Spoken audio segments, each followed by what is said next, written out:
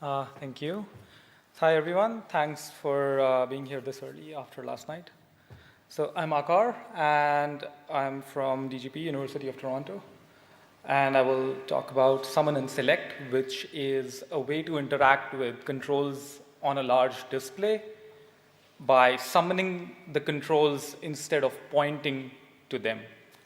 And I did this work in collaboration with my amazing co-authors, Thomas, Cleon, Nicolas, and Ravin. So if we look at our freehand mid-air interactions for large displays that use kinect or leap motion or even optical markers, a majority of those rely on using the point and select paradigm, right? Which is your hand basically functions as a mouse for a pointer on the screen. And the thing is, your hand in the air is not the same as a mouse on a surface, right? The constant navigational motion of the hand in air is incredibly fatiguing. And it's not just that. There are other problems that plague point and select in midair. So we'll take a quick look at them one by one. The first is that point and select requires a very high level of precision for both pointing and selection.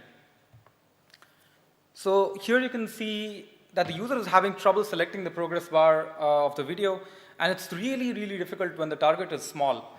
And even if we don't rely on finger clicking and use alternatives like dwelling on the button or the target, it's also too cumbersome to use. The next problem is out-of-bounds controls. Now, the user's hand can comfortably move only within a certain area relative to the body.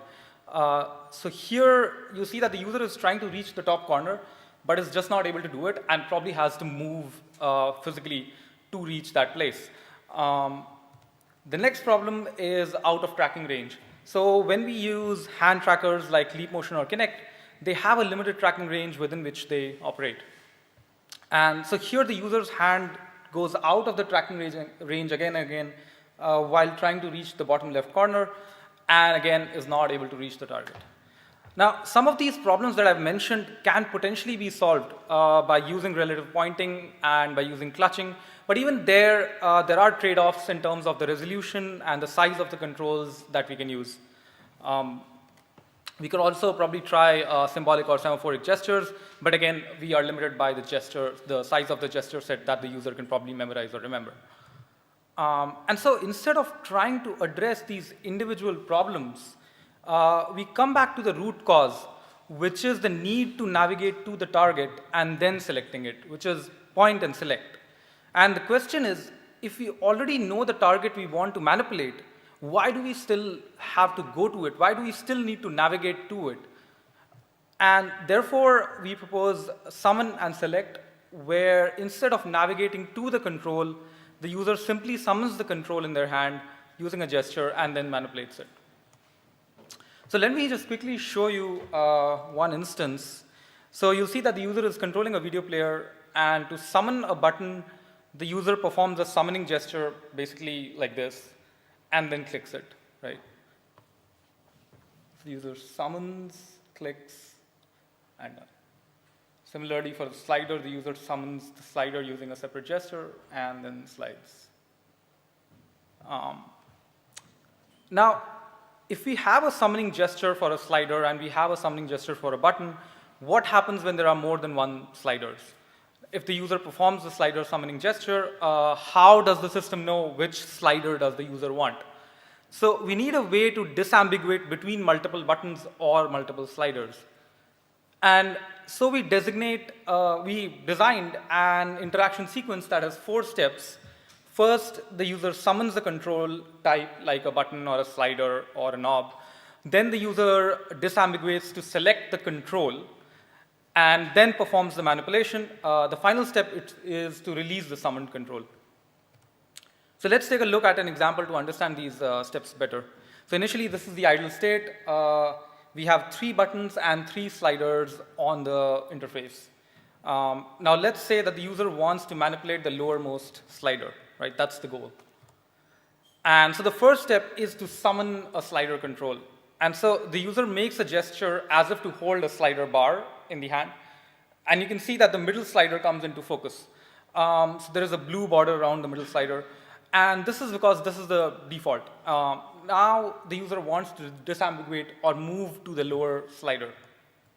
And to do that, the user simply moves the hand downward to move the focus to the bottom slider. Now this might seem very similar to pointing, but what's happening here is that as soon as the slider control was summoned, the comfortable area of interaction around the user's hand was divided into 3 separate zones vertically, because the sliders are vertically aligned, and each zone pertained to a particular slider.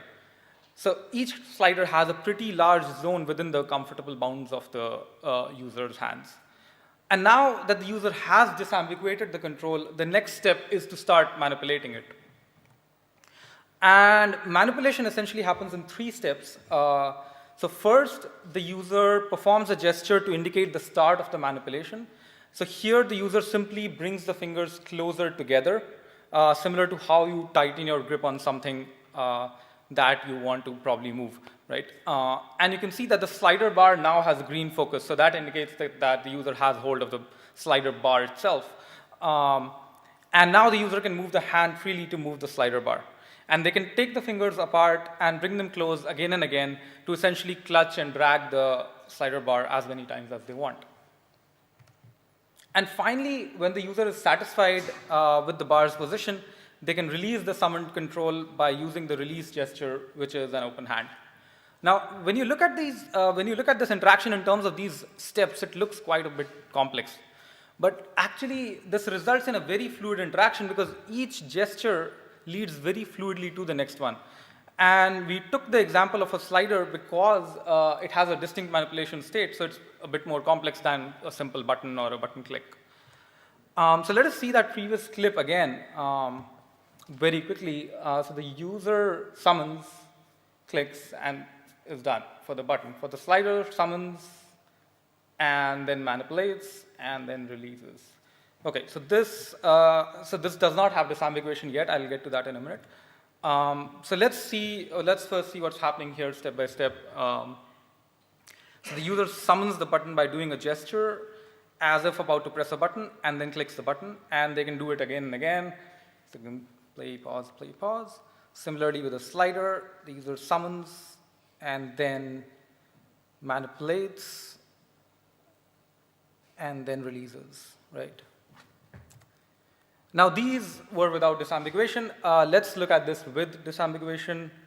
So we have 9 buttons on the screen, and the interaction area is divided into 9 zones, 1 for each button. And then here we have 5 sliders on the screen which sort of represent television settings, brightness, contrast, hue, saturation, etc.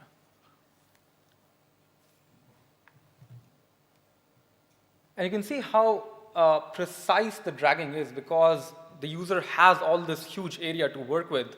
Because once the control is summoned, the user can basically use the entire area within their comfortable bounds, and they can clutch. So the dragging is very precise. Now we've talked about buttons and sliders, which are the most popular sort of interface controls. But here we show how summon and select gestures can be designed for other interface controls, toggle buttons, knobs, spin boxes. I'm not going to go into the details of these. And so if we go back to those point and select problems, we see that summon and select minimizes these problems to a very large extent. The user does not need to perform constant pointer navigation to get to the controls. They can just summon them. They do not need to precisely point and select targets. And the out-of-bound controls and the out-of-tracking range problems are drastically reduced because the user doesn't need to reach to controls at the corner or something like that. Now, I just want to mention that the individual elements of summon and select, the dividing of screen into zones, using these skeuomorphic sort of gestures, these are not new things. These have been used individually in different contexts. But when these ideas cohesively sort of work together in this model of summon and select, they allow us to get rid of these issues, or at least minimize these issues. But there are limitations to summon and select, at least in its present form, because everything is designed for point and select. Adapting existing interfaces to summon and select has its restrictions. For example, we cannot use it for controls like checkbox groups or date pickers, controls that themselves depend on pointing, right? It cannot be used for applications like maps, where any point in the map is clickable. And then because the interaction involves these transitions from one gesture to another, it might be more susceptible to the Midas touch problem, which is the detection of unintended gestures. Now, we have many elements within our design that try to minimize the Midas touch issue, and therefore we conducted a feasibility evaluation to see how susceptible summon and select is to the Midas touch problem. And Midas touch obviously depends on a lot of different factors, hardware, algorithms, the size of the gesture set. And in our evaluation, we had the users perform button selection and slider manipulation, and found that after just 10 minutes of training, participants were able to perform almost 93% of the trials without any detection errors. And what this tells us is that if the system is implemented well, then the interaction model itself is not susceptible to Midas touch. And now that we were confident about the feasibility of summon and select, we conducted a comparison of its performance with point and select. So we designed a standard target selection study where we asked the users to select one of 6 buttons, and we compared 2 techniques, summon and select and point and select, with 3 button sizes, large, medium, small, and we wanted to see how the button selection time is affected by the technique and the button size. And given its design, we expect that summon and select will not be affected by the button size probably. We also had a third variable, orientation, which basically balances the location of the small and large buttons, because we might see a difference in performance based on whether a small button is higher or lower. We had 12 participants within subject's design. For more details about the study, you can refer to the paper. So let's talk about the results. So mean selection time was not affected by orientation at all, and so here we show the mean selection time for each technique for each button size. So you can see that summon and select has a significantly lower selection time across all 3 button sizes. So even for the largest button, summon and select is faster by 1 second. And for the smallest, it's faster by 2.5 seconds on average. And you can also see that, as we expected, summon and select is completely agnostic of the button size and has a consistent selection time throughout. We also gathered Likert scale ratings from the participants, and they rated summon and select to have a significantly lower mental demand, physical demand, and frustration levels. Okay, so just to summarize the results, summon and select was significantly faster than point and select on button selection time. Summon and select is agnostic to button size and has significantly less physical and mental demand than point and select. Now, of course, there are still so many open questions, and we conducted a couple of other studies to answer some of them.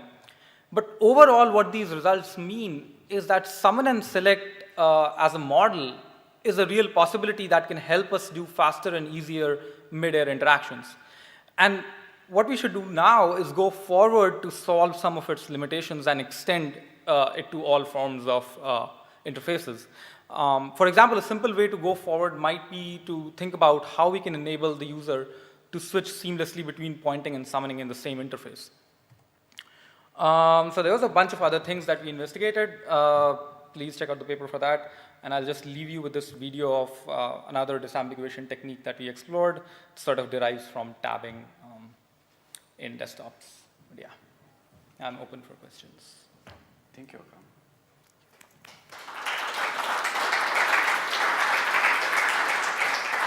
So, if you have a question, please state your name and affiliation, and so then ask.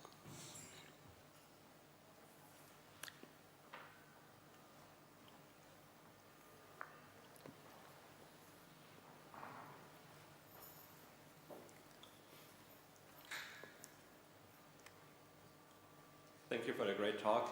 I'm Benjamin Wingert from the University of Stuttgart, and I have one question regarding the selection of the sliders. As you mentioned, moving the hand vertically results in selecting different kind of sliders. How do you think would it be when the sliders were not aligned vertically but more horizontally, then you have maybe a conflict in what the users intended to do compared to moving the slider on one slider? Yeah, so let me go back to that slide.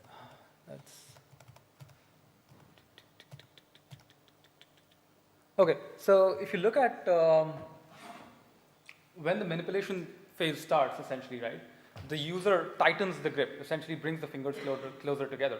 And as soon as that happens, when the manipulation sort of state starts, the user is free to move the hand completely, right? It's only when they bring their fingers apart does the disambiguation stuff start, right? So even if the sliders are aligned horizontally, it shouldn't be a problem. Okay, understood. Yeah. Thank you. Yeah, great question. Thank you. Do we have other questions? Yeah.